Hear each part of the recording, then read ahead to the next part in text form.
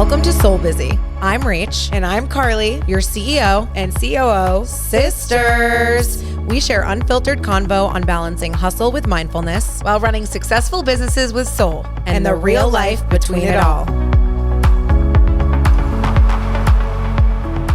Kacie Corbelle is a highly sought after celebrity and editorial hair and makeup artist and a beauty hacker who has worked on sets of shoots with us for years and is our personal friend.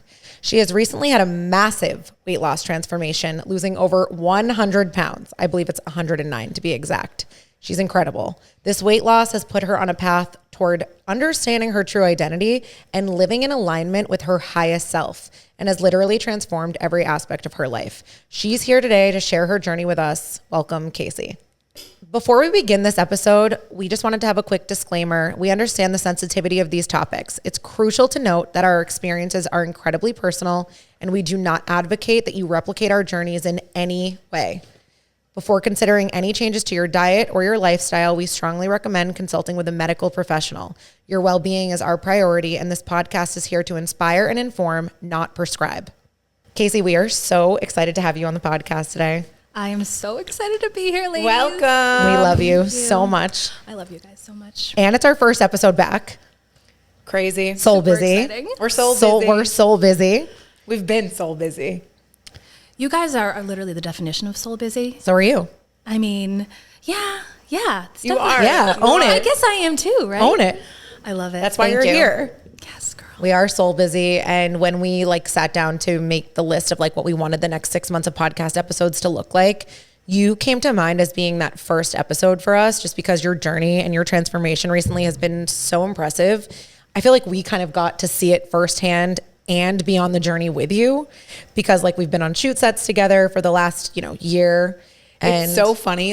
There's this one moment I have in my head, because me and Kacie would always talk diet things, fad diets we were doing next. And I Always. remember this one time I looked at you and you were telling me what you were doing, and I was like, Kacie, come on, let's not do another fad. Let's do something different. And you're like, no, Carly, this is different. I remember it white on rice. And literally after that, you stuck to it. And this is where you are today. So I will never forget that moment for you. I remember that day too. That was so funny. You were like, I always felt bad because I was like, don't be negative about it. Because I was like, me and you would be liver cleanses. We were doing keto. We were doing all of these things together. And we'd be like, what are we going to do next? Weight Watchers, all of these things. And then you stuck to this one and you really did it. I'm really proud of you. This is the one that stuck, the one that changed my entire life. So we're between the three of us, we are down 253 pounds total. LOL. Which is insane. So I feel like that's been the last year for all of us has been that much weight loss. Super interesting, because I feel like we have a lot of synchronicities with how we lost weight. And then I also feel like we have a lot of differences, which I think is going to be a fun exploration today to talk about. I had so many people pinging me in my DMs, and they were postpartum, we need advice. How did you do this? I also had people who told me that they thought I took Ozempic. I think everyone thinks Ozempic that. is so hot right now. Ozempic is so hot. It's a TikTok trend. But honestly, I just saw a TikTok that came up on my feed, and it was someone's not doing Ozempic if they're consistently talking about their weight loss and how somebody else could lose weight.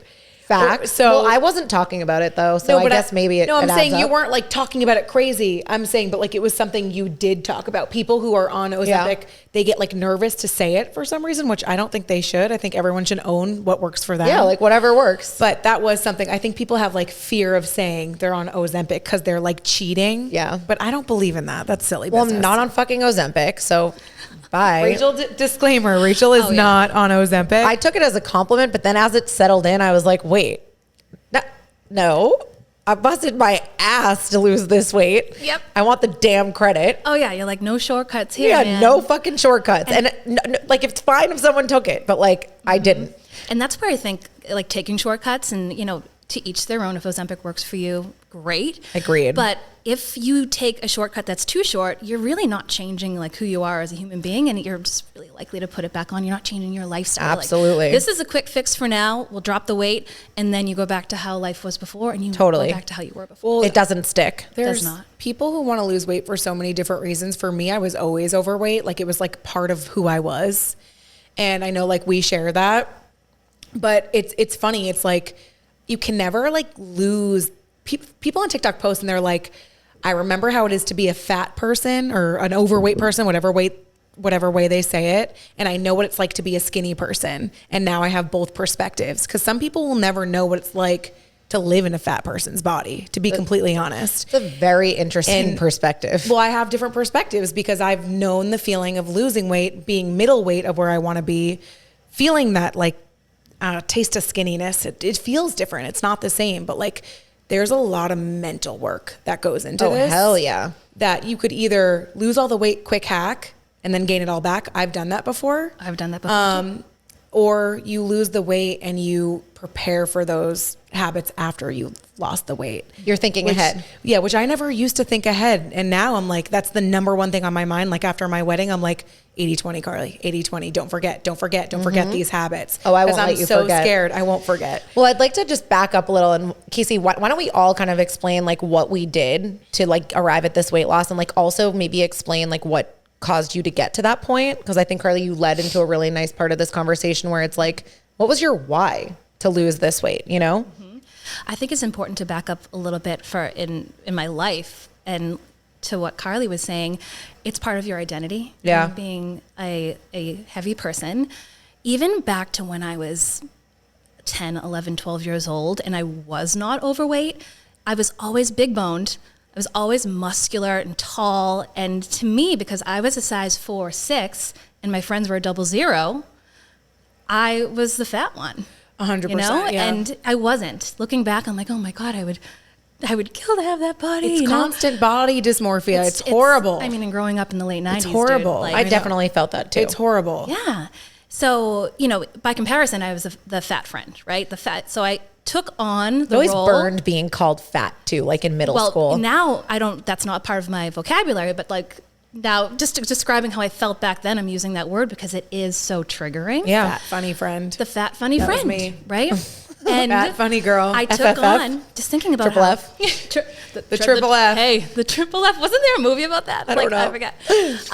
So I took on that identity and I embodied that person for most of my adult life. Wow. Right? So as you grow up and you have more stress in your life and more responsibility, and you just trying to fit in socially, and you're feeling rejection, and you're trying to like cope and numb, and you keep putting weight on. And as I entered into my career, into straight up hustle culture, where I was working 80 hours a week, trying to make it happen, trying to make a name for myself, I abandoned my body. And that's when I really put on a ton of weight, because you feel real world stress, real life stress. And I'm working around these beautiful models every day. I was just going to say, I think people need to understand too, like you're a top makeup artist and hairstylist in Boston. Like I would even go as far as to say New York. You're highly sought after, like I mentioned earlier, but you're also around top models every fucking The day. comparison is horrible. So like too. that, I always wonder for Yeah. you, like how that must have felt, or like how that affected that journey for you. You know, it was really interesting. You would think that I would be more like, oh my God, look at them, they're so perfect, and I'm not.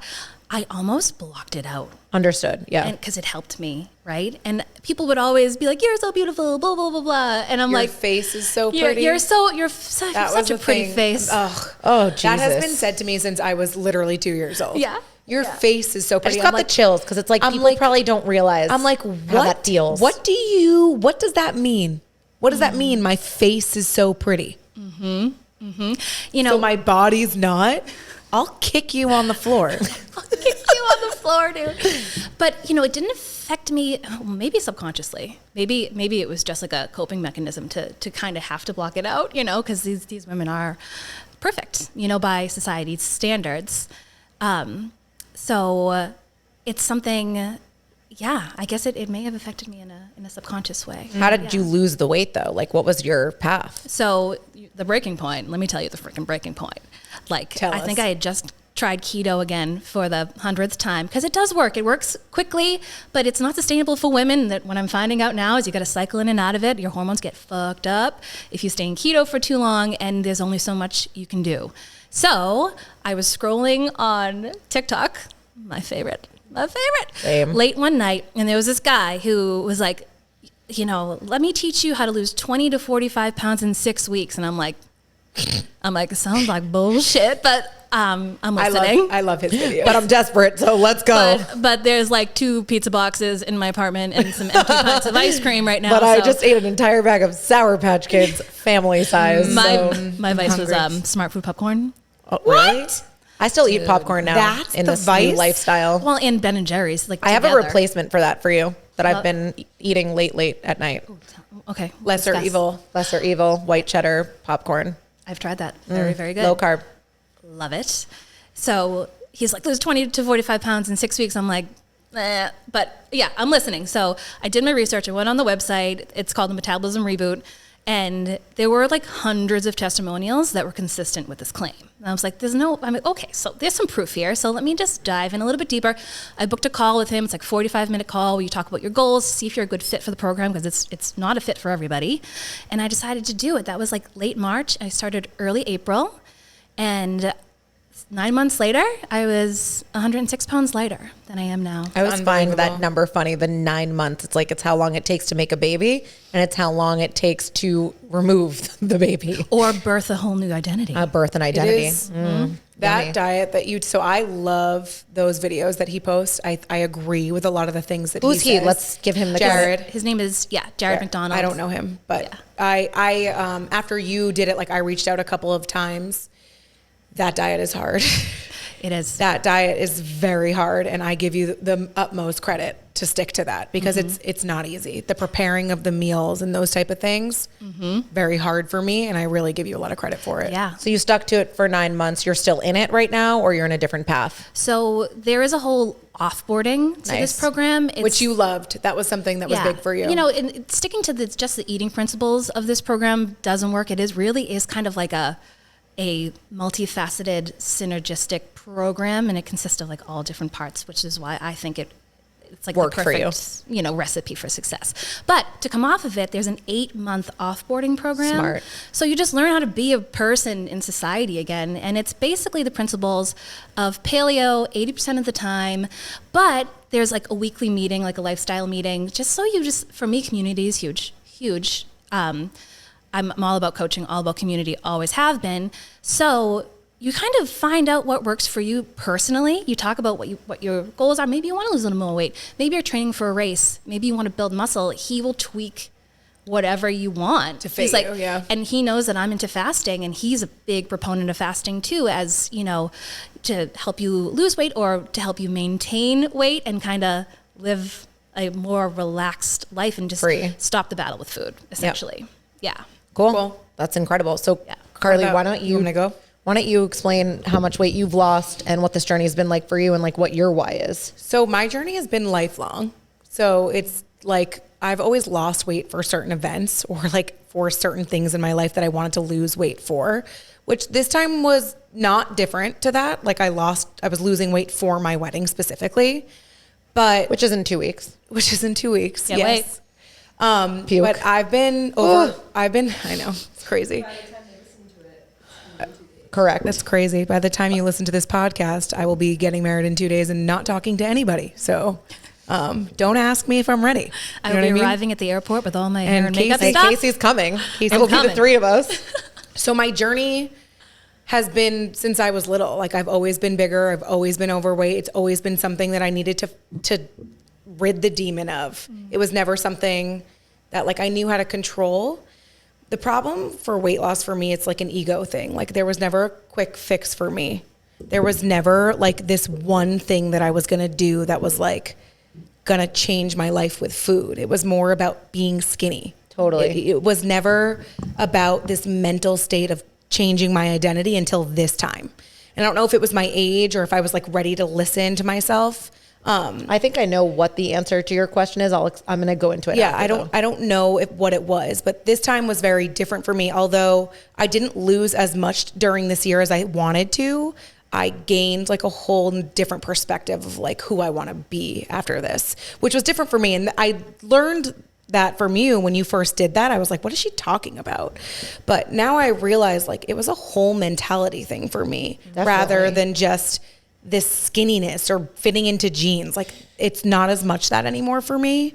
Well, I want to say something though about observing you, but also observing myself. And I don't know if you can relate to this, but I think that there's also a layering of education that comes with food intake, 100%, exercise intake that you have to sort of unlearn from society as well, or from your surroundings. Like, you know, you think it's workout. You think it's, you know, eat like this.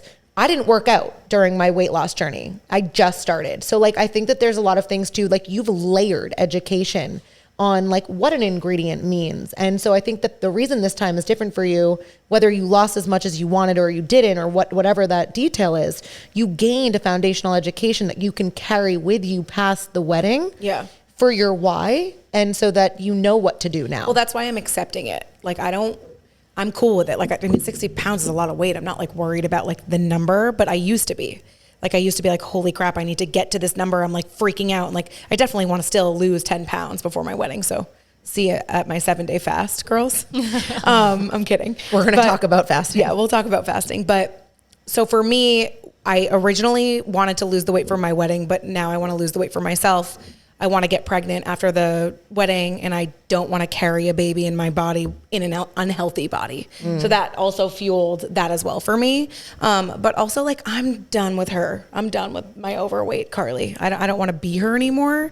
I think overweight Carly also came with like bad habits. Yeah, I just too, I'm that not, like you're outgrown. I don't think people realize this, is that your weight affects so much. For me, I don't know if that's for other people, but like sometimes the weight can be the root of all of your evil. I didn't feel like I wanted to go out to dinner with my friends. I didn't want to get my outfit on. I didn't want to, you know, go out and eat in front of people or meet new people. That was like not something I wanted to do. Like, I wanted to sit in my bed, eat pizza and cake, and watch One Tree Hill. That's like what I wanted to do. And I know people can relate to that, but like there's more to life than that. So how did you lose this weight, I'm going to tell Carly? Tell us. So I wasn't getting my period for a while, which I was hiding from myself. And I was like, I think everyone listening could probably say thank you for your honesty in saying that. I wasn't getting my hard. period, and I was like pretending like I was for some reason. So like I didn't really tell anyone that, and I didn't get it for about, I don't know, 8, maybe 9 months, maybe a year. I can't remember, but we'll go with a year. And I was scared to go to the doctor because as an overweight person, I know what the doctor's going to say to me. They're going to say, you need to lose weight. And again, an ego thing for me is like, I am strong in a lot of aspects of my life, and it was pissing me off that I wasn't strong in my like health. I was like, what do you, like, you can do all these things, you can't lose weight. I used to you're say that. a fucking I'm bitch. like, something's got to give. Fucking like, you're a bitch, basically. I would self-abandonment. give myself my own talk and be like, it's honestly embarrassing that you can do all these things and like weight loss is your vice. Like, come on. So, or like your weight loss is something you can't do. Or like my dad's super fit and like I want to make him proud. Like I want to, you know what I mean? Like that's important to me. So when I went to the doctor, she was like, I thought I had PCOS at first. She was like, I don't think you have PCOS. I had some symptoms of it. But she was like, I honestly think it's your BMI. She was like, you carry way too much weight around your stomach. And I was like, I know. And she was like, it's like time to lose the weight. Like I'm very holistic in that way too. Like I didn't really want to take medicine. I didn't really want to induce my period, but she said, I needed to because I had a lot of tissue that like was built up for that whole year. And it was scary. Like it scared me. I scared myself enough to be like, you need to be honest with your doctor right now and like talk to them. So I did that. I love my doctor. If you don't like your doctor, find a new one, because there were definitely a couple that like I didn't agree with. We did end up putting myself on metformin, which did help me regulate my periods. I surrendered to the medicine. I was like, whatever I'm going to do to get my body healthy, like I'm going to do it. I started getting my period, and I lost about 60 pounds. At first, I signed up with this Instagram model in January. And she had a community, and she had like this app, and like you talk to all these women, not for me, community. I'm not knocking your community. But I actually hated it. I dreaded the Wednesday talks that we had. I literally was like, please. Can you imagine? No, I just, she had a community. You had to hit 10,000 steps a day. You had to drink X amount of water, which those two habits I did love. But the food and the calorie deficit did not work for my hormonal body. Oh, yeah. So it was a big calorie deficit. It was like turkey sandwiches with like 50 grams of protein, and like you could eat the mayo and the bread, which like appealed to me because I was like, I want to eat normal foods and lose weight. I did it for 2 months and I lost a good amount of weight, like 15 to 20 pounds, but it was not sustainable for my brain. It just did not work for me. So I canceled with her and I went back to low carb, similar as Rachel.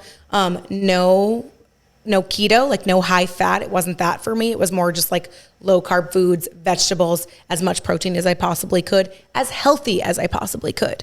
Like I was trying to stay away from like the keto puddings. Keto and, can like, be really disgusting. the keto cakes and the keto processed food and the keto crackers. I mean, don't get me wrong. I had to do that sometimes because I was like, I love food and I need to have food. But I allowed myself the cheat meals that I wanted to, which is why I think my weight loss is a little bit slower, but I'm happy. So I also incorporated working out. You look damn good in your wedding dress. Thank you. I got my So wedding beautiful. dress 5 sizes smaller than I was. And my mom looked at me and was like, should we like not get it that small? And I was like, I'm getting it that small. I sure remember that moment. And I was like, She's don't brave. doubt me. Aggressive. And it does fit. It literally is like 1 centimeter Almost away from there. fitting me. I think I was just getting my period when I tried it on last. Hey, getting your period. So Yeah, so I was getting my period. So I did low carb, but I went to the gym the whole year this year. It wasn't like consistent every week, but it was a point that I had made to like be someone who works out and like cares about like moving my body. That was never something I cared about, was never something I knew about. So again, low carb, fasting. I started with the 16-8, which is where I ate from 11 to 7 p.m. and I loved it. And then I started incorporating some larger fasts. So I would do 24 hours. I would do 36. And now recently I'm trying out 72. And fasting makes me feel on top of this world. And it makes me not only feel on top of this world, it makes me think less about food. And I'm not like constantly being like, what's my next meal? What's my next meal? What's my next meal? What am I going to eat? What's going to satisfy me? It reframes your mind. Yeah. So it reframes your chemistry in your body. 100%. Combined with drinking water too, like those type of things I never used to do. I'd be like, whatever, I'm not drinking water. Now I try to get a certain amount a day, and like I just had healthy habits that I'm going to continue. And I know that I'm never going to not go to the gym now. It's going to be something that like I hope my whole team around me like holds me accountable for that too. Oh, honey, I'm not going anywhere. But yeah, so if I had to conclude on that whole moment, intermittent fasting, low carb, high protein, water, walking. Thank you. Love that. You're That was welcome. Wonderful. Appreciate that. Going into my journey a little bit, I think my journey started for me when I think it was probably, I could go back to my wedding in 2019. Like I lost a lot of weight for my wedding. I was a really low weight. And the way that I did that was by going to like boot camps in the morning. And like, I don't think my food game was on point because I was like coming off of keto and I was grossed out by meat. And so I was like going this vegan vegetarian route, which actually was hard because it was a lot of carbs. So I lost all this weight, looked amazing. And then COVID hit.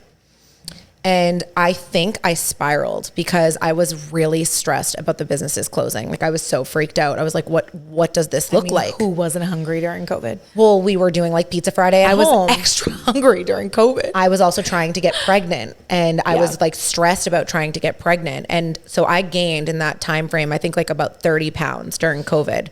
Then I got pregnant and then I got pregnant up. So in weight. And I was like, shit. Yeah. So I got pregnant. Hallelujah. So happy. My little baby Lily. And then I had her and I was obviously up 50 pounds from giving birth, lost some of the baby weight a little bit, but I got pregnant 3.5 months later.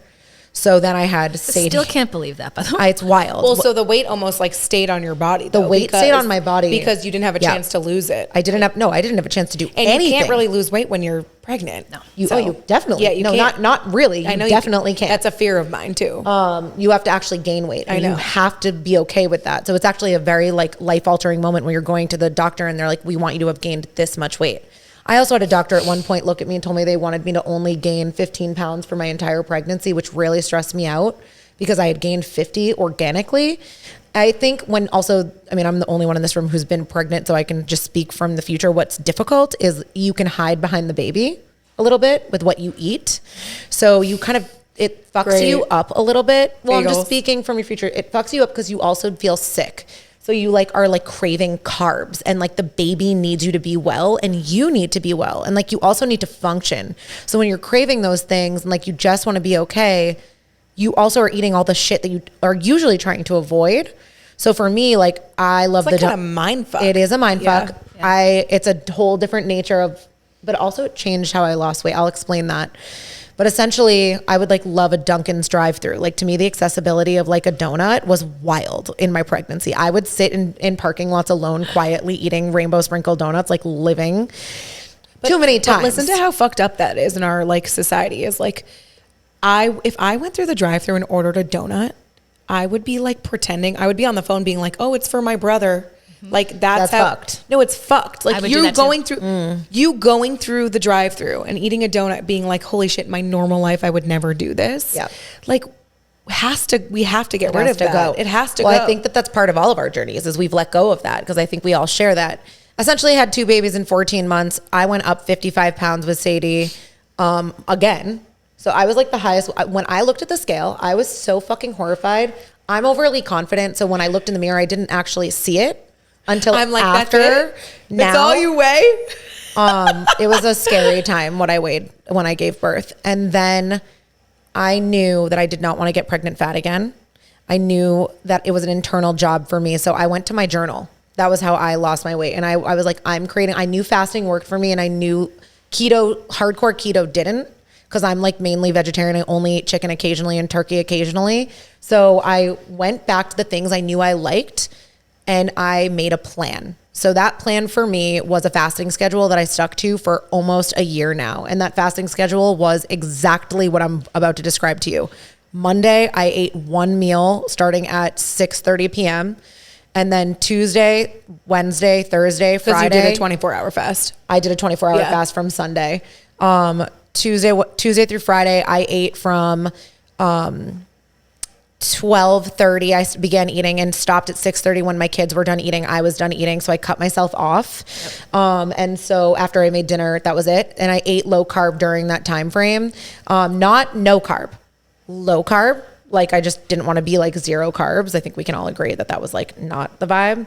Not good for female hormones. Not good for anything, really. Not good for my mind. Yeah. But I also was not vibing with counting calories. No. I was not vibing with like all the shitty snacks. So I did educate myself on like what was healthy and what wasn't too, so that I can like enjoy.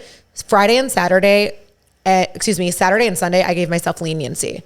So like what I did is I became mindful to the event I was at. So let's say there was a birthday party or graduation party, or I went to the Cape and I wanted a muffin, or I wanted a donut, or I wanted something that was in front of me. I gave myself a pause and I was like, do you want this bad enough to do this? And if you do, what will you do after? Because to me, I would binge like in the past and I'd be like, oh, I already ate it. So let me just like keep eating unhealthy now, right? I'm already on this path. Let me just fuck it up more. That's like forbid you do that on a Monday, then you're like, well, this week's fuck. Oh my God. Amen. Like, oh, this week's over. Fuck this week. That's my MO. I'll be like, oh, I'm going out to dinner Saturday. Fuck it. Yeah. I'm going to gain all the weight anyways. So it was about the segmentation for me of my mind. Like I'm okay with having the cheat meal. Now I want to just say that with an asterisk. Is that an asterisk? The star. Yeah. Star. Asterisk. Thank you. There were times when I did not cheat. And I am going to call it cheating. I'm not like about the language, whatever, like call it what you want to call it. Like to me, it's cheating. But just going off your plan. Going off my plan. Yeah. Like eating something that's like technically described as unhealthy. I did that during some phases, but also identified the phases I was not doing that. So that's when I would go down in weight, is when I like gave myself a 2-week span of time where I was like, no, we will not be eating that way during this time frame. And then I knew the times that I was allowed to do that. They actually say it's good for you to fuck your metabolism like that. Oh, I fucked my metabolism all over the place. Yeah, no, but you're supposed to do that. I think sometimes I didn't lose as much weight because I didn't fuck my metabolism. Because I was like, well, you're like fuck your metabolism. Your metabolism. Non-fucking, yeah. Well, it's just funny because like it literally, I actually think that might be the reason you kept losing so consistently. Yeah, well, I would lose in chunks, right? And then I would do a 3-day fast, which is 72-hour fast. I just want to state, I think some people who are uneducated in fasting, like just think it's like a form of anorexia, which I think a lot of people, like I had to do a lot of education. It's like also it cleanses your cells. Or a form of starvation. Like that's not. Yeah, I'm not just like starving myself for fun. No, I'm not starving myself. I'm also doing it for cellular cleansing and also the autophagy of my cells. So like I have done a lot of research, like the health benefits. I will say, forget about weight loss for a second. My immunity, when everyone else around me is sick, I am never fucking sick. Oh, anytime someone is sick, Shields up. Anytime, say someone, I'm face to face with people all the time. If Right. someone's coughing, someone's sick, and I'm like, shit, I might catch what they got. I'll just fast because your immune system just gets so ramped up. It's wild. It protects your body in so because your many ways. cells recognize what you're doing and they go into a new state. You can look into it like we did a 3-day water fast. Actually, the three of us right now are inside of a 72-hour fast together. We are. We decided to go into this podcast authentically. No, but you guys don't realize like doing it together, like makes it easier because I'm like, okay, they're not doing it. I'm definitely not breaking. I think that's Casey's point on community. So I think everybody's community looks different. Like to me, you guys actually were part of my community. Well, I like this community. It's small. I like a smaller community. Like I don't like group Zooms. I'm not a group Zoomer.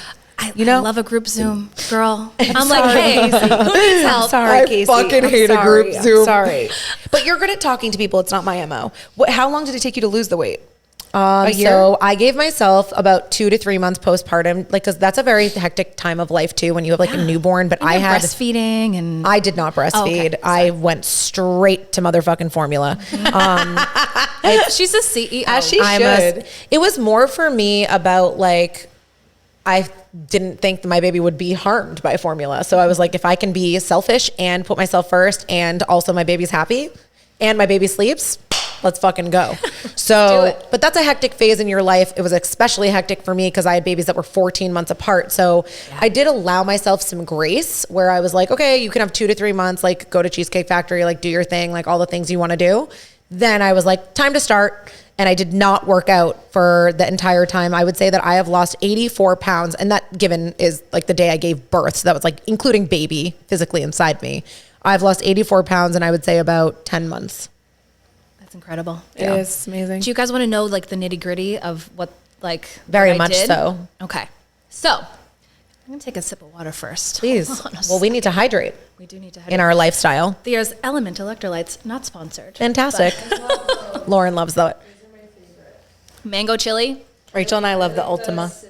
Yeah, we do Ultima. Or Ultima. The mango chili makes you feel like you're drinking a margarita. It's like unreal. I don't have that's another thing. Alcohol for me was never a thing. Oh, God. And so when I didn't drink it, I love red wine. We love red wine. Mm-hmm. But when I didn't drink it, like this whole year, basically, I barely drank except for like my bachelorette party and like a couple other nights. That helped me. You have to let go of alcohol. That's one of the first. If you want to, it's just like. Because your body burns that alcohol because it's a toxin in your body first. So it stops the weight loss and starts burning the alcohol. So it takes longer. Yeah, that's exactly what I was going to say. It's like people, the first thing they ask me, did you drink? Can you drink? I'm like, no, dude, sorry. You can if you want to slow your progress. Right. But if you want to just go like balls to the wall like I did, then drinking is not a part of your life. You went balls to the wall, girl. Well, I think like anything we talk about on this podcast, it's about following the end goal and moving backwards from that goal. So like you were like, I want to go hardcore, I want to be aggressive. So that's a sacrifice you made to achieve that goal. Yeah, and I knew, in the scheme of my life, 9 months was not a long time, and I'm glad I did it this way. Okay, so the metabolism reboot. It consists of 3 different phases in terms of the actual program, but then it incorporates things like community, like I talked about, which I love. No, I love it for you. Yeah. Okay, so this is how you do it. Tell us. This is how you do it. So the first 2 days are like a loading phase, and this sounds crazy. So you eat 5,000 calories each day. Can you eat anything you want? You can. You kind of shouldn't because you'll feel like shit the next day. So I tried to do it healthy. There were a couple of times I absolutely didn't, like 4th of July. Did you get McDonald's? I'd go straight to Krispy Kreme. McDonald's, oof, the chemicals, man. I can like, ugh. I would totally get McDonald's French fries. One of the loading days was on 4th of July, and I was like, hot dogs, Please be careful with your words right now. I am so fucking hungry. Oh. Jesus Christ. I'm like, oh yeah. So you don't like hungry. a McDonald's French fry? Oh, Casey? It has a diminishing return to me. The first 2 bites are awesome, and then it's a diminishing return. I don't want it anymore. I would never call McDonald's French fries a diminishing return. All of it's diminishing. There's 3 things except for the want. McFlurry is not diminishing. It's good that's all the way a through. staple. My children are made of Oreo McFlurries. You should get those wedding days. wedding day, we should get McFlurries delivered to We're her. literally made up of McFlurries. So loading phase, and essentially what this is doing is it's communicating to your primal body that we are not in famine. We are in feast mode. You're fucking with your You are, metabolism. all your body wants to feel is safe at the end of the day, right? So you're communicating to your body that, okay, we're safe, like we are good to lose weight. So then you go straight into the releasing phase, which is 6 weeks. And it's a combination of lean protein, vegetables, lots of cruciferous vegetables, and then there are free vegetables, which you can have like an unlimited amount of, and fruits. So it's not completely low carb. So that's for 6 weeks, and this is where you'll lose the bulk of the weight, or almost all of the weight. But technically, you're putting your body in keto. You're in You- ketosis. right? It's a fasting mimicking It diet is, is what it is. yeah. So you're still in a fasted state, but you're eating food, and you do an 18-hour fast each night. So essentially, you stop eating at 6 p.m. the night before and eat lunch the next day. There's strategic supplementation, which is so important for this program where you are so restrictive and you are putting your body under stress. This is why you can only do the releasing for 6 weeks, because you will at that point damage your metabolism. It's scientific. Oh yeah, absolutely. So you want to make sure, so the supplementation, you're supporting your HPA axis, you're supporting your detox pathways, you're hydrating, you're remineralizing your body, and so probiotics, psyllium husk, aminos, digestive enzymes, which are so important. If you're eating like a lot of protein, you want to be able to utilize all that protein, and that's what digestive enzymes will do. I believe in those things though, because me and you went back and forth. I'm like, do I need those? Oh, 100%. Like, do I like, cause if you put your body, I've put my body into a state of like starvation where I can tell my body during my period is holding on to weight because it's like scared it's not going to get food. And if you do that, you won't lose weight. So you have to break through that. Yeah, for sure. Absolutely. So yeah, fasting, strategic supplementation, and so you have coaches, right? So you can talk to them every day. There's a group call every week where you can talk about your wins, your losses, your Hold struggles. you accountable. Accountability is huge because, you know, like how you said, Carly, you've been spending this time, both of you have been spending this time educating yourselves as to what's healthy and, you know, just kind of doing research and diving in. Like, I feel like I've done that research for so many years and just couldn't implement it myself. I knew I don't think you could implement the right combo. That's the thing. I think the combo matters.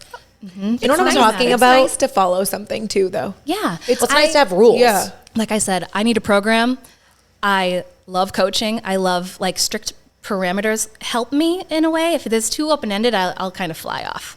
And this is just what I've learned about myself. Well, that's like Weight Watchers. I feel like I've tried that so many times and it was so open-ended that like at the end of the day when I was at like 21 points, I'd be like, oh, what can I eat now? I know. And it doesn't matter what you eat. I'm like, that's Right. so It like doesn't make ridiculous. sense. That doesn't work for everyone though. Like Doesn't when you work have for me. hormonal issues, like and you're insulin resistant, like carbs don't do well with my body unless they're sweet potato or Well, kind of point sweet in potato. case you need to know your body. That's Like- why this journey is interesting for all of us. I will eat a piece of bread, like currently right now, any single time. Even when I was like the most overweight, I would gain like 5 pounds overnight.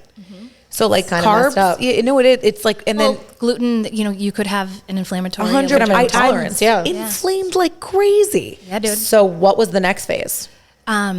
So, you know, they really encourage you to get good sleep, and essentially all of it is like about reducing cortisol as well, right? Reducing the stress hormone, because cortisol is what causes you to gain belly fat, as we all know, and that dangerous, like Annoying Visceral visceral fat. fat. The worst. It's a stress response. And I, like, looking back on my career, I was like, I think I was in either like fight or flight mode or running off pure adrenaline for 13 years of my life. I never focused on reducing my stress. So this program focuses on that. So get your sleep, take your magnesium before you go to bed. You don't work out during the 6 weeks of I releasing, think by the way. that is something we need to discuss because I think it is a common misconception about working out. Oh, huge, because you're just increasing cortisol. Us women are just like burning our adrenals out. They think, okay, I'm going to sign up to like Orange Theory and not eat, and you're going to burn out your adrenals. You're going to fuck up your hormones. It's just really not good. So community aspect, there's a Facebook group, you get coaches, weekly calls, you get so much support. And another thing that they really focus on is shifting your identity, which was huge for me and the reason why is willpower only goes so far, right? You can only resist something with willpower for so long until you break and you say, fuck it, I'm going back to how I was. So you really need to change who you are fundamentally as a human being. And this was, not the main focus of the program, but this resonated with me so much that I took it and I fucking ran with it. Yeah. And I took a whole nother program specifically about identity shifting. And that's what I did. I was like, okay, I gave her a name. Her name is Elle. That's my future self. And who is she? I love her. Like, this is Elle now, girls. And we have another identity we're shifting into. Her name is Celine. So this is a really simple way to think about it. So say you're like a vegan, right? That is part of your identity. Most vegans are really strong in that identity, right? And if you offer a vegan a piece of bacon, they don't have to use willpower to turn it down. That's a good example. Because it's part of who you are fundamentally. Same if you're like not a smoker. You're not tempted by cigarettes. You're not a smoker, So I wrote down, I dreamed up this person. I was like, this is Elle. This is how she lives her life. This is how she relates to people. This is how she is in social settings. She prioritizes her health. She doesn't self-abandon. She loves herself unconditionally. And I would do walking meditations on the beach every day, just kind of drilling in this new person. And eventually one day I woke up and I was her. So there's a lot to say. It's crazy. It's what profound. a beautiful thing. Yeah. That's amazing. I'm so happy for you. Yeah, me too. I remember the exact moment I quantum leaped into Elle. Like, it's crazy. I actually do too, because I have been on set of so many shoot productions with you, like over the course of our career. And I remember there was like this really large chunk of time, I think you probably like were in it, like in your head, and you would wear the same thing to every shoot. Mm-hmm. It was that leopard thing. Fucking leopard. I still have it. I got rid of it in my closet. I had the same thing. And you would wear like a black thing, like almost like you were hiding. Oh, I was hiding. I know that feeling of like the oversized free people thing that like makes you feel skinnier or whatever. And I used to think like, I know why you're doing that. And I would feel like sad because like, I know that that's the fucking worst feeling on the planet. Yeah. And then I remember one day you came to the shoot set and you had a new outfit on. Mm-hmm. And I remember complimenting you on the outfit. And I was like, here she is. I think that's when you became Elle. Yeah. And I remember being like, wow, look at her. I think you were wearing, it might've been like on set of the Crown the Cool shoot where we were like, you had come in a blazer and I think you were wearing like sneakers. Yes. And I was like, here she is. But I think it's funny too, cause like outsider perspectives can feel and see that energy, that like you were putting into yourself. And I do think it's cool that one collective day, it just came to life. Yeah. A big thing happened, totally. But it's a lot of hard work, which is why I think for me, it was a little offensive when people would say like Ozempic, because it was like one random day, everybody noticed. Because at first people don't notice you're losing weight. Right.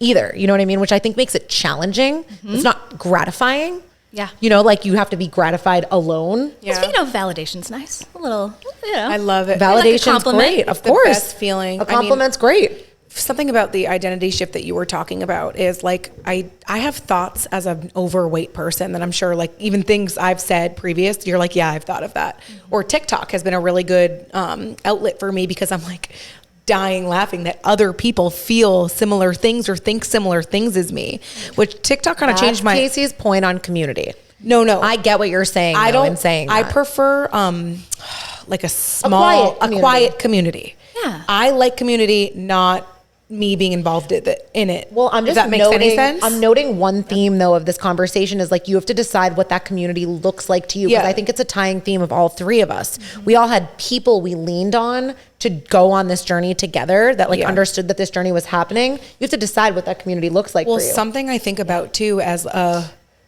mid-sized person at this point, I have the thoughts of like, oh my God, like being healthy is a full-time job. Oh my God, it's exhausting. And I never knew that though.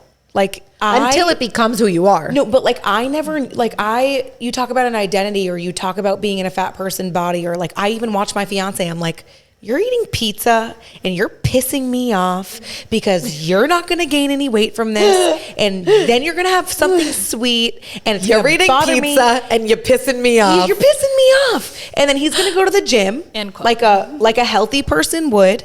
And then Monday through Friday, he's going to meal prep and take the chicken and microwave it and eat the broccoli. And I'm like, you're pissing me off that you're just going to do that.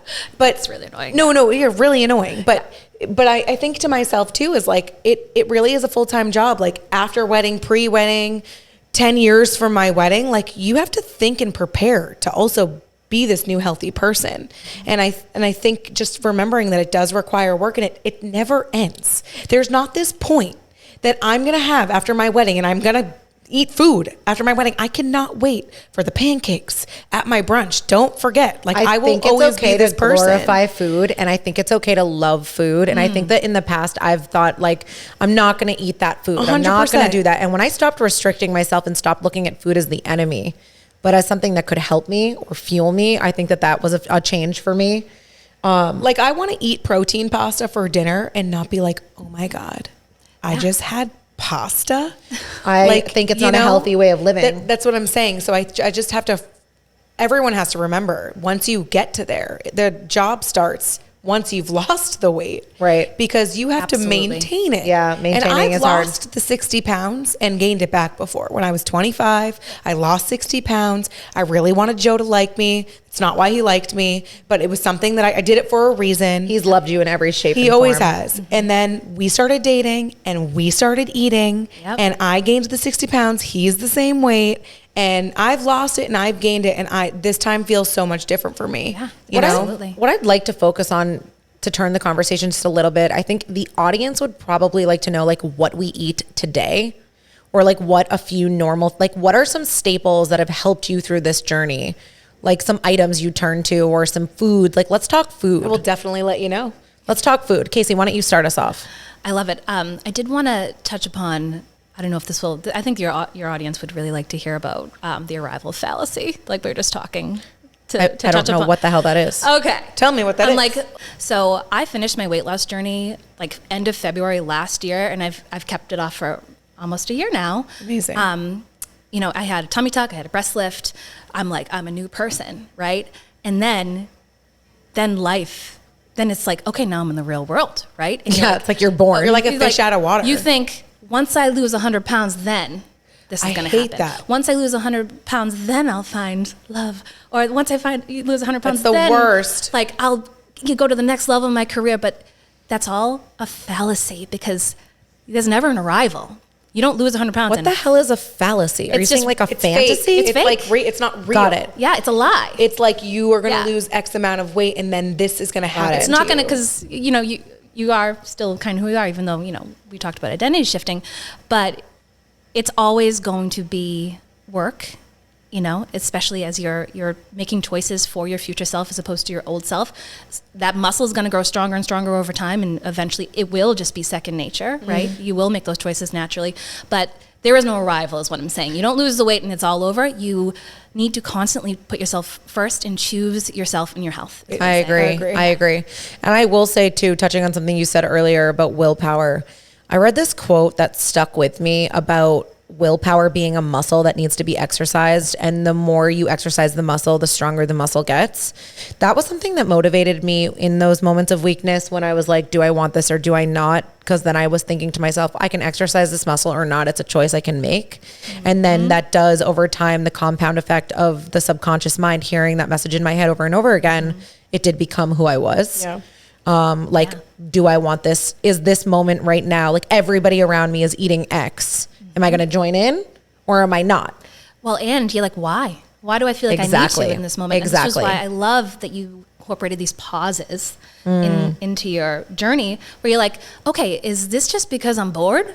Like, is this what my future self would do? No. Getting in touch with myself about like the why behind the food, 100%. And I said this to Carly, I think it stuck with her a long time ago. Like, holidays are the time, like Thanksgiving, I'm going to eat myself to sickness. Like, and I can't fucking wait. I want to be on the couch like a dead animal. I want to like literally not be able to functionally move because I am so full at Thanksgiving. I don't care. That's going to be my MO for the rest of my life. Birthday parties, I want the cake. I want to know where the cake's from. I want to know the frosting color. I'm thinking about it prior to the birthday party. And now, instead of being like, don't think about it, I'm thinking about it. And I'm excited about the cake. I love that. And I think for me, events like Thanksgiving, events like birthdays, on top of the fact that there's delicious foods to enjoy, there's some intention behind it. Like you said, this is intentional because you are experiencing the community. Exactly. Right? Like that's where I've set a boundary for myself. I'm like, if I'm at this unbelievable restaurant with my friends or, my date, and I want to create this experience, right? It's like a memory that we're going to share together. It's worth it. It's so funny you say that. So Lily has this habit where she will shove food in my mouth. So usually when I'm fasting. And I often feel You're like, how'd you know? I was hungry. She's always like, Mama, you eat. Mama, you eat. And I'm like, no. And I constantly am saying no. And I sometimes wonder, am I giving her that bad vibe? Sometimes I sit at the round table with my family and I'm like, they're all eating pizza. And I might like be in a zone where I'm not eating it. And I make that pause to make that decision. Sometimes I look around and I'm like, the memory is more worth it for me to bite this pizza with my daughter than to be thin or thinner or whatever the hell the You're phrasing at a different is. stage in your life. That was so relevant to all of us. Is like you're at that stage where like 80-20 is really something you're focusing on. I'm still in a weight loss zone right now. I have 10 I'd No, like to 100%, lose. but yeah. you're losing that for my wedding though.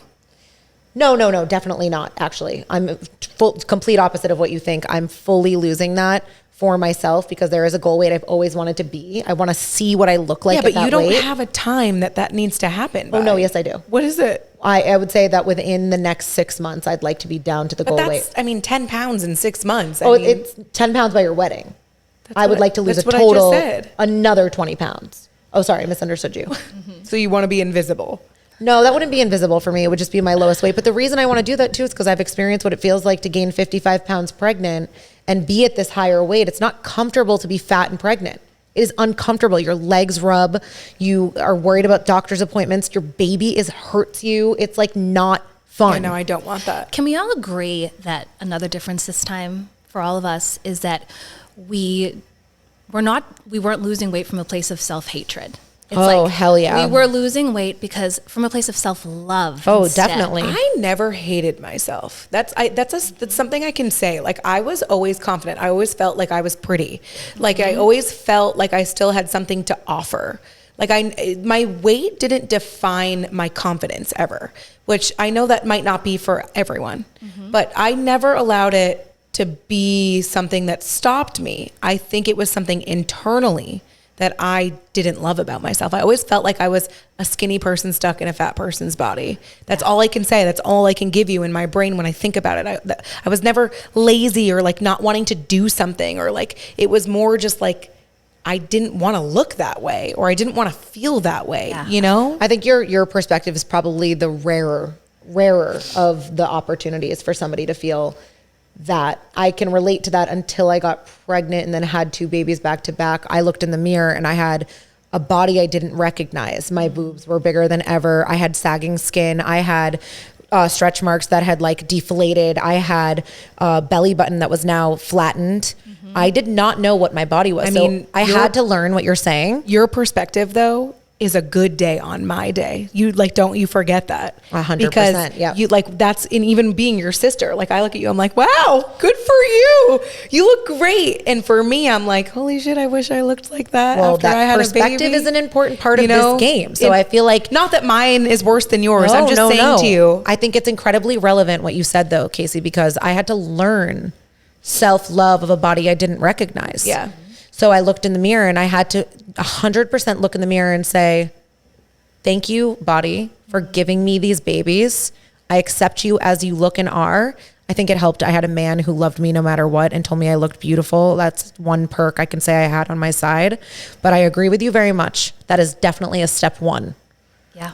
What was that for you? I agree with you. It's like, just I'm super spiritual and like I believe in manifestation, and it's the law of attraction, right? It's like being grateful for it before it happens, like feeling those feelings of love for this body before it happens. Yeah, so I know. what I would do is I would literally stand in the mirror like naked. I would avoid mirrors naked. I would never freaking look at myself. That's sad. I would just like get into the shower and be like, all right, and just never look at myself. So I'm like, all right, let's do it. Look at yourself. I looked at myself, and anytime, in the beginning, lots of negative thoughts, of course, I would reframe it. I would say, I would think, oh my God, you're fucking disgusting. Like, who would ever want this? And I would replace it with a positive thought. And in the beginning, it felt like I was matters. lying. I was like not believing it, but eventually you do. And especially as you're transforming and you're becoming this healthy person and you're like, wow, like, okay, like, I'm looking good, you know? And I'm like, thank you, legs, for being so strong. And thank you, body, for carrying me through. Like you said, like you feel this gratitude. And I think it was coming from a place of self-love and not a punishment. Not like you have to lose weight because you're fat and what did you do to yourself? Yeah. It's highly motivating to do it from a place of self-love. Yes. And you know, when you raise your vibration and it's just like, instead of a downward spiral, it's an upward spiral. Yeah. It was a huge part of it. I love to hear that. Thank you for sharing that. Yeah. I think let's go to the point that I was trying to make earlier of like the food. I think it would be super helpful for the people listening. Like, what do you eat? Yeah. So what I'm eating now is pretty much paleo, like the program suggests, like 80% of the time. But I am switching my macros depending on my menstrual cycle now. Carbs. Which is something that I had never done. And Were you scared of carbs? oh, Yeah. girl, like terrified. Like, and that's all about self-concepts too. If you think these carbs are going to blow you up, they fucking will. If you change your self-concept, it really changes your energy and it changes how your cells proliferate. It really, it's like, it's science. It's I just quantum. like use the scale as too much of a tool, truthfully. So yeah, cycling in and out of carb intake with your cycle is amazing, and incorporating strategic fasting. So the first week of your period is a really, like, starting day one, right, is an awesome time to fast. So I'll throw in like a 48 or a 72, and then I'll eat, like, I eat tons of vegetables and like protein. Quality is a huge thing for me. Grass-fed, grass-finished, organic. Yeah. I'm a psycho about that. I mean, it's so important. Pasture-raised eggs only. Absolutely. Like food, real freaking food. I don't eat processed food. I do love to dine out, and usually I'll do that like after a fast. And if I'm going out, I'll just like probably... You'll eat normal though now. I'll eat normal. Yeah, I'm not like- going to be a crazy person, Yeah. you know. But it's Crazy. because like I'm not gonna go crazy, but I'll have a bite of dessert. I'll have a couple of bites of dessert, and I think that sometimes I'll have How the whole dainty thing. of you. You know, it depends. If you like it, keep going. Yeah, but I'll balance it. Like sometimes I'll go to Portland, Maine for 3 days and like go. You know what I mean? It's Because conscious eating. It's conscious and to the point of connection. That's like, where the work comes It's in. with my sister, Yeah. or I'm on this amazing date and I'm like gonna really enjoy this experience and really be present. And I mean, food has been a part of community for, you know, millennia, since the beginning of time. What are your meals? Like, give me your meals. Like, give me a standard lunch, a standard dinner, a standard snack. For your weight loss. For your weight loss. Yeah, like for what you did to lose weight. Oh my God. Let me think. I used to do like chopped salads all the time. No, you did 6 ounces, wasn't it? 6 Yeah. ounces of chicken, 6 ounces of lean veggie. No, I it mean, was 4 ounces of lean protein. 4 ounces of, during the releasing phase, Yeah. 4 ounces of lean protein, 4 ounces of vegetables, and 4 ounces of fruit. I would do chicken meatballs from Trader Joe's. Like, it was my freaking job. I love those. With like, I would... That's what they want to know. Give them the things to buy. Yeah. I mean, the thing about the reboot is like, if you just do the releasing on your own without the supplementation, without the coaching, it's not going to work for you. It's absolutely not She's going not to. wrong. I've tried it. It's horrible. Yeah. It's the program is a program. Yeah. You have to be fully committed to whatever you're fully You committed ate a lot to. of whole foods and you weighed your food. The thing that didn't work for me about it is I'm really not good with leftovers. I need new food if I'm That's going to fine. fully That's something eat to it. know about yourself. So something that I can help the people that are listening is like, I will eat Chipotle. I won't get the rice. Oh, I eat Chipotle all the time. Yeah, I will eat Chick-fil-A. I'll get the grilled nuggets. I will eat frozen meatballs all the time. Add sauce to it and pretend it's like an out to dinner eating meatballs. Like, I will make my food tasty that I actually want to eat it. I won't just skimp. Like, I'll put a little Parmesan cheese. I'm fine with those type of things. I have to be able to do that so I can have these habits for the rest of my life. So the Heart Healthy Joseph's pita at the deli aisle, they're like 3 grams of carbs for a whole pita. I'll put tuna in there. I'll put eggs in there. I'll make egg salad, but I'll use avocado mayo, not processed crappy mayo. Well, romanticizing your food. Yeah, also. like I really like the taste of food. I can't eat raw vegetables. I can't eat vegetables all the time. It's just not something I'm physically able to do. Carrots. I would eat a lot of carrots. Peas and carrots frozen I got from Rachel. Love peas and carrots frozen. That was a vegetable I could eat a lot. Salad kits, my favorite. Because it's easy. I wouldn't eat the toppings on it, but it just made it feel like I was dining out. Something for me was like feeling like I didn't make the food or feeling like I was dining out, like was easy for me to eat a lot of the food because I do glorify food so much. So it was so hard for me to just eat like raw vegetables. I ate probably my body weight a day in eggs. I keep eggs, I think, on the shelves. Eggs like I delicious. eat so many eggs. Eggs are necessary. Hard boiled. I'll eat them for breakfast. I eat a lot of breakfast for dinner. Turkey bacon. I mean, I stuck to a lot of high protein, low carb, high vegetable foods. Yeah. Nice. Yeah, I would eat rotisserie chicken. I would grab a rotisserie chicken on the way home. Rotisserie chicken's great. That was something I loved so much. For a little bit, I did this diet called the 21-day hormone reset. I sent it to you guys yesterday. That is no processed foods, no added food, like no added sugars. It basically rebooted each one of your like fertility hormones. So you kind of cut out a food every day. So it was the first day you cut out red meat, no red meat. You couldn't eat that. So it was just chicken. My water. The second day you cut out dairy. Dairy was very inflammatory for me, so I didn't focus on a lot of dairy eating. The only dairy I would allow myself would be like a little Parmesan cheese, like a tiny bit, and a Greek yogurt with a lot of protein. I like the Too Good Greek yogurts. Those are really good. And I also love Siggy's. I love their ingredients. That was important to me. Siggy's is a staple. And the last food I ate a lot was chia seed pudding. That was something just because like constipation, I'd like to keep things moving and I really care about the fiber. I mean, that's a huge part of chia seed Huge part. pudding. detoxing. And that was something I ate a lot. I stuck to the same foods though. That was going to be my answer. Did you stick to the same foods, I stuck Kacie? to the same foods. No, I'm a variety queen, and I'm a huge foodie and I'm a cook. So even though during the releasing phase, it is a little restrictive, Yeah. and it kind of restricts the creativity a little bit, but I've figured out a way to make it gourmet. 100%. I did like bolognese. You did the I did mushroom caps. Didn't you do the mushroom burgers? You made mushroom burgers. like pickles and mustard and red onion. I did all these beautiful soups I would put together. Soups are so healthy. My favorite was the pork and squash and apple with just like pumpkin pie spice. That's all smart. over it. And I would do these caramelized red onions that were like I love caramelized onions. Dude, I'd put them on steak. I put them on like everything. And I kind of I had a lot of fun with it. And I was as creative as I could be. And I think that has to do with my success.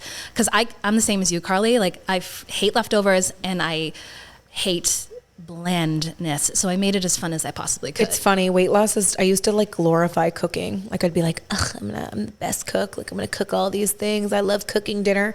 I despise cooking now. No. It is like so weird. Like I can't even explain it to you. I'm like, I don't care if it's not fat. I don't want to cook it. It's just not the vibe anymore. Whoever my new identity is. It's just not. She ain't a cook. I like it for She ain't a Thanksgiving. cook. I'm good at it. Like I really am. It's just not my MO anymore. I'm over it, to be honest with you. I'm over cooking. I'm over the ingredients. If it's not something that I really want to eat, like I'm keeping it plain and simple, to be completely honest. For me, it was about simplicity and it was about being repetitive. It was more about the action of the plate.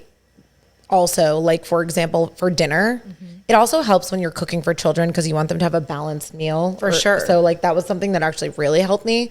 But I actually was just obsessed with broccoli. Like broccoli in my freezer was like a number one for me, but also spices. Like I needed a variety of spices that I could make things flavorful, Himalayan sea salt. So for me, when I had a quick moment to make a meal, I would just like pop in either chicken thighs with skin.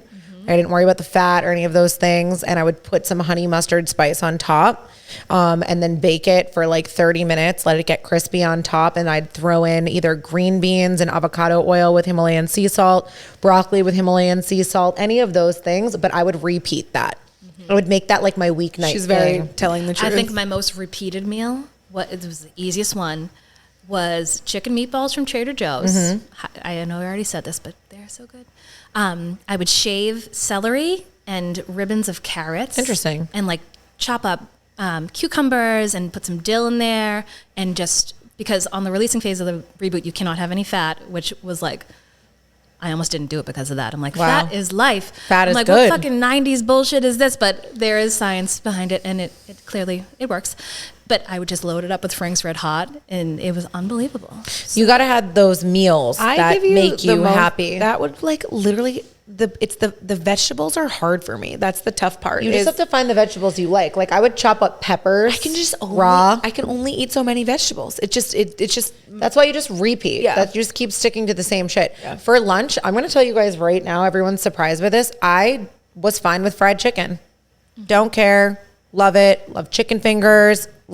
There for me was a difference between my weight loss phases of eating and my maintaining my weight phases of eating. So there was different things I'd eat. I respect that so much. Like my goal is to get there once I get, and I know after this year of like going super hard, I'm going to try to mix in a little bit more of a 90-10 lifestyle. Yeah. And I say 90-10 because I'll get to 80-20 eventually. Yeah, you have to be gradual. But I don't want to just go cold turkey. But I love a chicken fingers with salad. When I had chicken fingers, I would always have celery juice.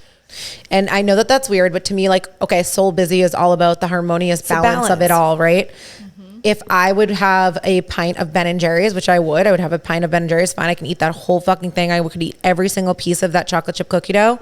The next morning I was having celery juice or I was fasting. I was always with the balance. My snacks, just to list some off for you, if you're looking for some like nice replacements, Simple Mills crackers with cottage cheese was a go-to snack for me over and over and over again. Lesser Evil popcorns, a big thing. Also had nice fiber, so nice little duty in there. Sorry, I just said duty on the podcast. And then I think other snacks were like peppers and I would order out a lot too. Like if I was having Chipotle, like you said, I would just forego the white rice, double the veggies. If I was having, Gianni's, I would have the chicken fingers with the salad. It's just, those combos. Mm-hmm. Something for my sweet tooth girlies out there is the Lily's milk chocolate chips. Those fantastic. I love chocolate chips so in the freezer. I basically will take those with a little coconut oil, put them in the microwave. I'll make them all melty and I'll get a parchment paper, put down a little bit of a layer of the warm chocolate. On top I'll put a nut butter of my choice just to get a little protein in there. You gotta get just that a little protein. just gotta get the protein. The balance, yeah. I'll put another layer of the chocolate with a little sea salt, put it right in the freezer. Snickers. And I'll make bark out of it and I'll have it in my freezer. I'm like, I need something sweet because I'm smart. And then I'll take a piece. It will be cold and it's wonderful. And if I eat too much of it, I don't feel guilty because I know it's okay for me.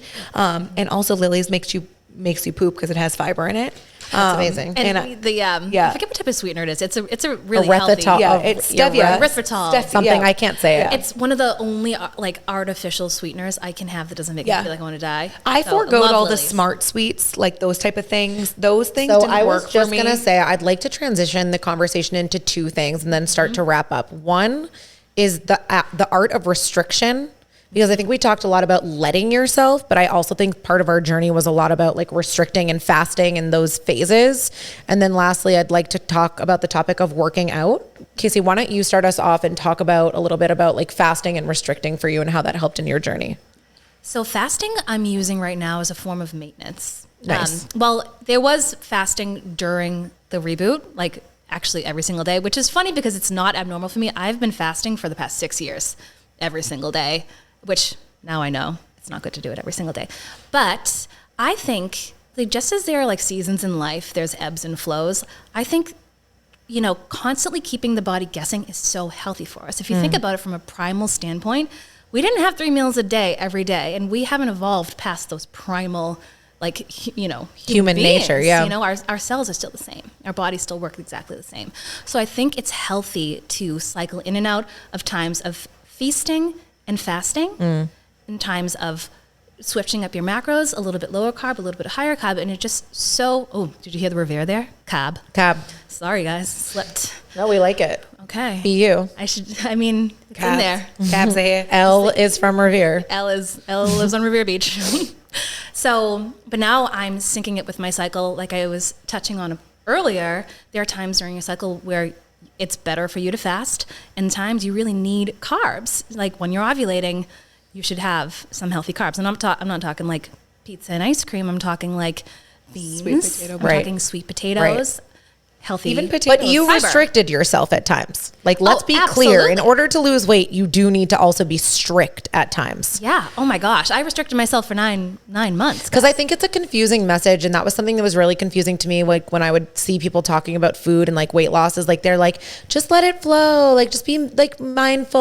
Or like, I also had to digest the concept of like saying no a lot of the times. You Oh my can't God. lie to yourself Yes. during your weight loss. You have to be consistent. And the times that you're not consistent, you have to be like, I wasn't consistent, do better. Yeah. Because when you go onto the scale and you're not down the weight, there's a reason. There's a reason for it. So like, you have to be consistent in your brain and you have to be mentally there. But something I was just going to say about restriction is like, something in my 10, 15 years of life of being overweight cognizantly, whatever the word cognitively, and being like, oh, Cognizantly. Cognizantly. I don't want anyone to listen to be like, oh, that worked for her, that's gonna work for me. Oh, that worked for her, that's gonna work for me. Well, I think that that's a very important Let me message tell to get you across. something. Let me tell you something. I've tried everything. Well, that's the thing. We're all yo-yo dieters prior to this weight loss. I've gotten the detox teas. I've gotten the fit me teas. I've gotten the ketos. I've gotten the factor meals. Weight Watchers. I've done Weight Watchers. I've done Cabbage soup diet? I did fucking Optavia. That was the worst. Oh my God. Oh my God. Optavia was the worst. We've done Optavia. Fuck you, Optavia. We've done it all. And let me tell you Yes. something, until it sticks, until you do something. I ate powder. For longer than. I remember that. You got to give yourself at least 90 days to stick to Powder. something. Yes. 90, I will say 90 days to stick to something. If you can do that for 90 days, then you know what works for you. That is the theme of this goddamn podcast, though. Yeah. It's like you have to. I'm gonna say what Pick Carly your says. path. Put your work in, but know the end goal, and then just stick to No, something. you got to pick your path because I've never diagnosed this with anybody, but I do think I had a binge eating disorder. And I do genuinely think that's something I had to overcome with myself. And I wasn't overcoming it with anybody else but myself. Do you feel the same way, Kacie? Did you have binging? No, I did. I was an emotional I honestly eater. think that like I was always a pretty healthy person. I was always very active. My Wasn't. metabolism was just fucking broken. I wasn't. Like, ask anyone. Interesting. I was always healthy. It like you said, you feel like a thin person trapped in a fat person's Yeah. body. That's kind of what it was, you know. So touching back on restriction, I don't know. Yes, you are setting healthy boundaries around your commitment. I don't want to say restriction so much. I think that has like a negative connotation, but I understand what you're saying. I'm just kind of like you a need- no I restricted bullshit. sugar. I'm not like emotional about these words, fat, skinny, restricted. Yeah, Not to me. which I'm is just good. like That's healthy. I looked at well, my packages. I don't know if it's I don't know if all people would. Yeah. Some people are probably much more sensitive than me in Yeah. that regard. Yeah. But like to I'm me, not I'm sensitive fucking like fat, that. skinnier, like whatever the hell I am. I am. Yeah. I'm not that sensitive with I myself. restricted carbs and sugar. Those are the two things. And to me, I allowed myself a little bit, but like I tried to stay under 30 grams. And sugar, I was very, very low with. I do agree though with the way you just said that though, in terms of I catered my life to my commitment. I like that. Yeah, I didn't. One thing that was really tough for me in the beginning was social settings, and because What about Old social Kacie. media? I mean, social media, I never really put myself out there. It was always my work. I was like, my Instagram is a glorified like hair and makeup portfolio, but I did start putting myself out there on TikTok a year ago, and I shared my journey, went viral, and everyone thought I was lying. They're like, there's no fucking way you got weight loss surgery. You're a terrible person. I'm like, great, awesome. TikTok's a brutal place. It is a. Could you it's a also just tell battlefield. everybody your handles now so that they can follow you? Yeah, I am at Kacie Corbelle, KACIE, Not to be confused with this K. I'm like, I always think it's Kacie. Because I want them Corbelle to be with a able K. to find you. yeah, on both platforms, TikTok Yeah. and Instagram. Because you have great content there. So what happened when you started posting yourself? When I started my TikTok with the intention of kind of spearheading this word called beauty hacking. And it's like, I've always been a biohacker. I love it. I just love science and I love health. And I've always been a nerd about that kind Dave of stuff. Ramsey? More like Dave Asprey. I think it's Dave Asprey. I'm sorry, Asprey. Dave Asprey. Dave Asprey, Luke Story, like all the OG biohacker dudes. But no one's I really love done following it. him. Oh, he's great. But, you know, women are underrepresented in the biohacking space. And I want to bring light to it because we're very, you know, different fundamentally, you know, biologically. But beauty hacking is like the combination of, ancient wisdom and modern technology to be our most beautiful and radiant selves, and it all starts from within. So that's my message on TikTok. I barely talk about, I don't post my hair and makeup work. I will talk about all different subjects relating to beauty hacking, clean beauty, ways to maintain your youth and radiance in a natural and healthy way. But it does come down to how you feel about yourself and what you project into the world. So, But did social media at all affect your weight loss journey? Either of you? Me? Yeah. No. Comparing and contrasting? other than finding the metabolism reboot on TikTok, it really didn't. Because I think maybe if I put myself on Instagram more where people know me, they're like my closer friends, it would have, but I hid, guys. It didn't affect me though, because I know people edit the shit out of themselves. Yeah. So like when I look at people's posts, I'm like, yo, you're fake. Oh, if you're talking about like comparison. Yeah, like I'm like, that's fake. But I will say what I thought was helpful on social media was tips and tricks, like making your algorithm sort of like fuel your weight loss journey and like learn and educate, and like getting like cute little meals that you can make for your kids that are like also healthy but also healthy for you or whatnot. I think it can be a nice tool. Yeah, no, TikTok's a great tool. And especially like you said, if your algorithm is like, I always follow the girls who lost 90, 100 pounds. Like I love those videos. I love hearing the success stories. But I do say sometimes I am disappointed with the success stories because it's not something that would work for me. Yeah. So I think I used to compare and be like, I can do that. She did that. I can do that. She did that. Like, I can definitely do that. Don't want me to eat for 10 years? Fine. No problem. I'm going to try. Like, I would get disappointed by those things. And I get that. And mentally, that wasn't good. So I challenge people to be mentally strong when they go into their weight loss journey. And like, this is something you want to do for you, not for anybody else. I think that's the point of self-love. But because it wasn't just for me, and I know you didn't work out, and I know that wasn't an initial thing for you, that was a journey I wanted to make for myself. Well, I want to talk about that because I think that's such a confusing thing. Like I actively chose to not work out mainly because I did not have the time with the children, and I wanted to choose meditation and mindset, like cultivating the mindset of how I ate over the working out. That was like the reason. And so I only recently started to incorporate that. I lost all the weight though without pretty much any working out. And that was because I focused on the food, and I think you can make abs in the kitchen. So like, did you work out, Kacie? So like I said, during the releasing phase, you're not supposed to work out. I walked every single day. I did yoga. Light activity. Really, really super light. So anything like that spikes your cortisol, don't do it because it'll just have the opposite effect. But during the lock-in phase, which was the month, you incorporate working out. So you do HIIT. You kind of alternate HIIT with weight training.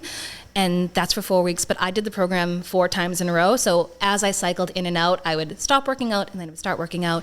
And now that I'm in my maintenance mode, I worked out a little bit, like not even a ton. Like the summer was absolutely crazy, made all the excuses. But now in the past 2 months, I started lifting weights, and now I'm on my 2.0 glow up where I want to be like a gym girly and lift weights. We phased it. That's the thing. Like, I feel like I slow rolled this journey for myself. And I like, even when I started to work out, I was like, I will add 1 day a week of weight training. 1 day a week. And some people could have had opinions. I know some people were like, well, you can add more. I'm like, nope, 1 day. Yep. And then recently I did that. I allowed myself to do that for 6 weeks. And I was like, okay, I committed to the 1 day. I'm adding another day. Yep. I like the slow roll because I'm committed to myself, and I know I can keep that consistency and do it for the long term, as opposed to being like, I'm going to go to the gym 5 days a week. I'm going to go to the gym every day of the week. That's bullshit.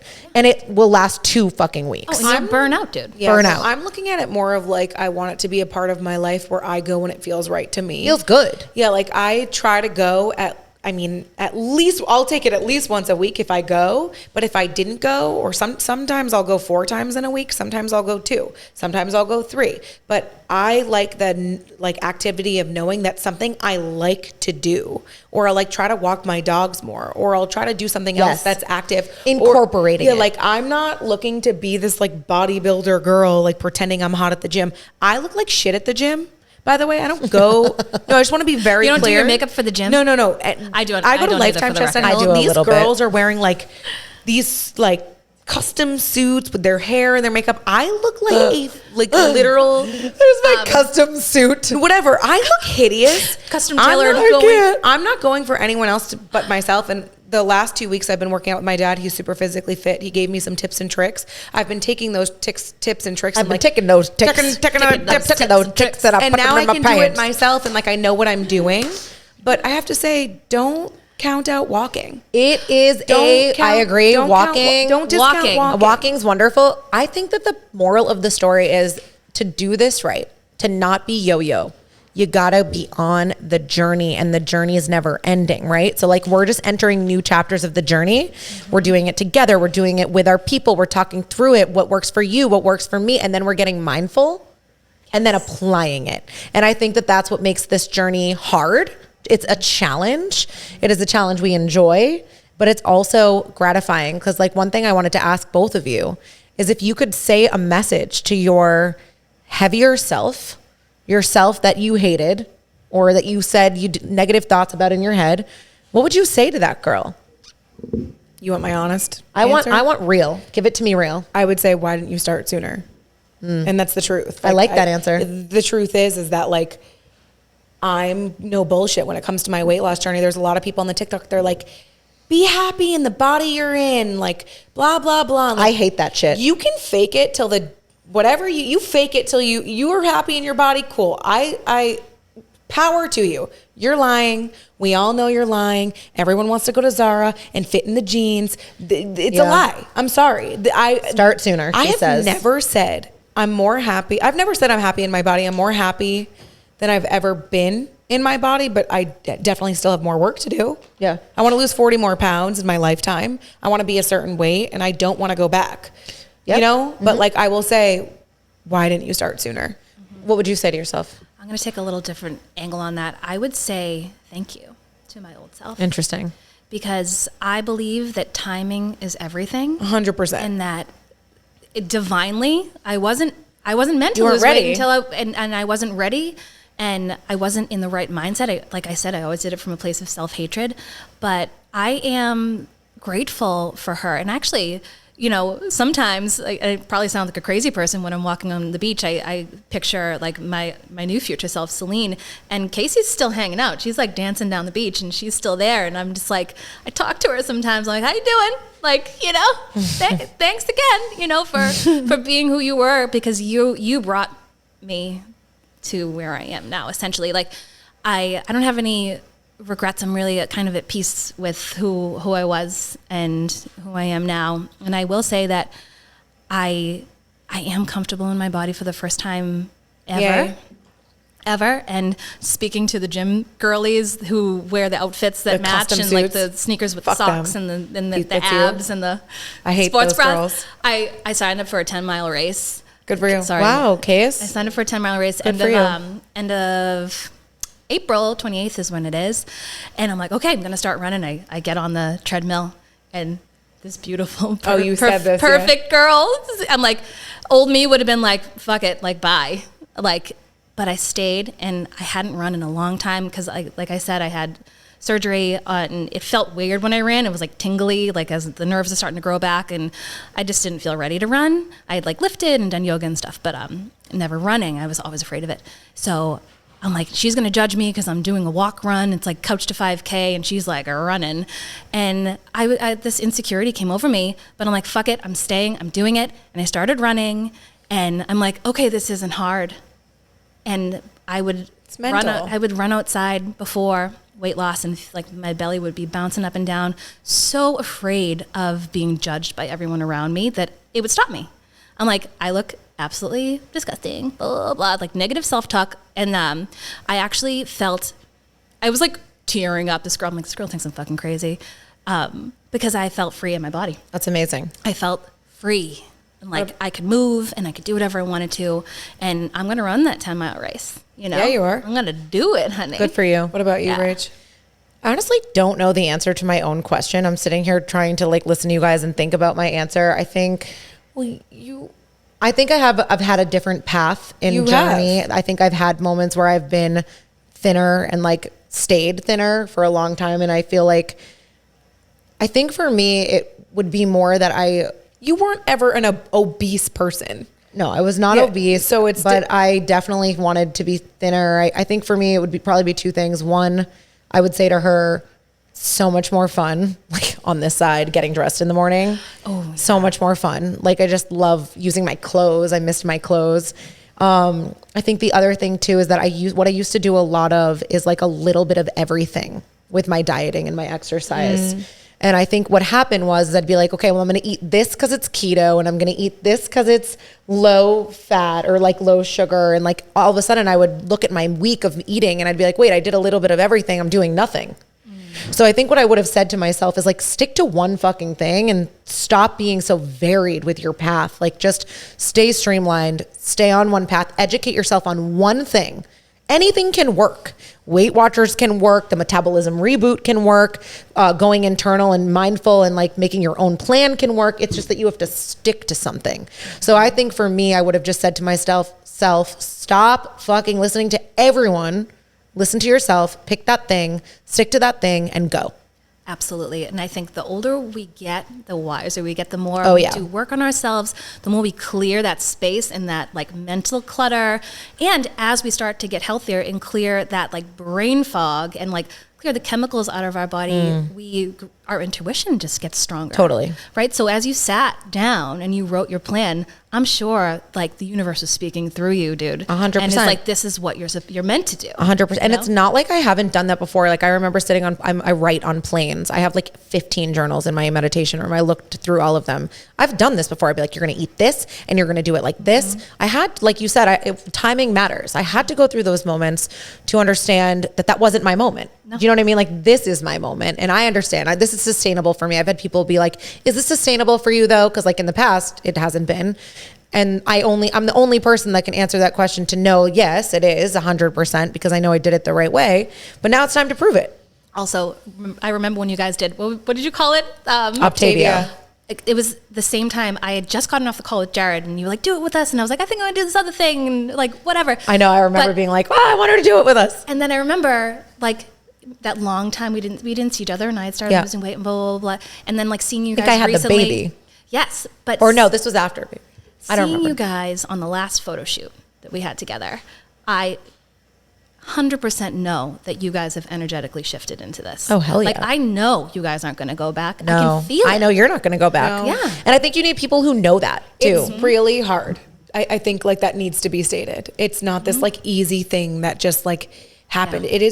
It is hard to shift your brain. And like, I wasn't always someone that worked out. I wasn't always someone that ate healthy. Like I loved food. It's consistency. It's knowing your end goal. It's sticking to one thing. It's shifting your identity to love instead of self-hate. And it is drinking a fuck ton of water with electrolytes. Yes. All day. It is but black coffee. I agree with you. Like I still stick to, I would have said, why didn't you do it sooner? But you also have to be grateful for where you are. I agree. And like, it's like a mix of both of those things for me. It's like, be grateful for where you are or what you have, but also fight for yourself and your health.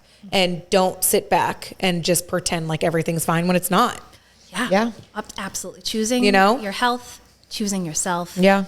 And ultimately choose your health, choose yourself. And choose your joy. And do what's right for you. Like I challenge someone, don't just go sign up for the metabolism reboot because it worked for Kacie. Don't do low carb because it worked for me and Rachel. Don't follow my fasting schedule. Don't fast because you heard someone that you look up to or listen to because it worked for them. Like, no, first take a pause and identify what feels good for your specific lifestyle.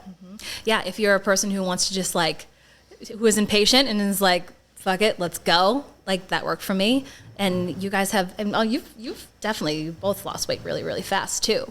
But not as fast as you, Kacie. But and I wish it was faster, sure. But do I think I've tried to do what you did? It's just not for my type of person. And I respect everything that happened and you did so well. But I don't know if it would have worked for me. I don't know. Well, I think the conclusion here is that we reclaimed our bodies, but we reclaimed our identity. And we became the new version of ourselves, our highest self in this process. And we're still on that evolution of becoming that person. I think it's beautiful. I thank both of you for being on this journey with me. I think it's really special. And honestly, I'm just so proud of us. I'm so proud of us because it is very challenging. And I'm so happy for both of you. Like, forget about me for a second. I'm so happy for both of you. Like, and like, you guys are just so evolved, so energetically beautiful. And I really do think you like have overcome so much shit. So like, great job. Love you. I'm happy for you, Rach. Well, I'm proud of all of us. I think we killed it. And if we helped one person, I'm happy. I mean, I'm really hungry right now is like really what is the I was other just going to reason- say, I'm feeling okay. I'm really hungry and I can't wait for croissants on my wedding day with you two. And I will shove them both in your mouth. You can't say no. I can't wait for a And lifetime filled with food. Elle will be having croissants. So Elle loves croissants. Rock out. Almond croissants. peace out. Rock out. Congratulations. Love you both. Thanks for being here, Kacie. You're a wonderful guest. Follow Kacie, you guys. And if you are interested in doing the Metabolism Reboot or reading her book that is coming out soon, Yes, we're doing a book about liver cleansing. follow her. Back to the liver cleanse. She's a great follow. She's just a great girly. I'm gonna do the We're liver obsessed cleanse. with her. We will be friends and support you always. And we're just so proud of you. So Thank you guys. over for and out. having me. Namaste. Yin Yang energy activated. Bye.